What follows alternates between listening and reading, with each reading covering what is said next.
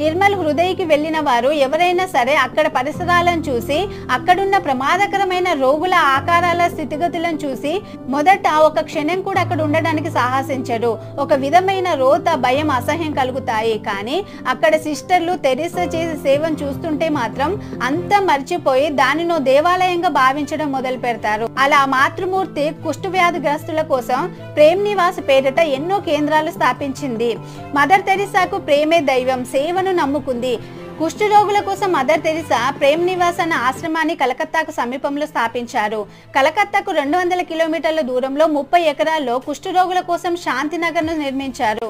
450కి పైగా విద్యా సంస్థల్లో 400 సంచార ఆసుపత్రులను, 100 పోషకాహార కేంద్రాలు నడుపుతున్నారు.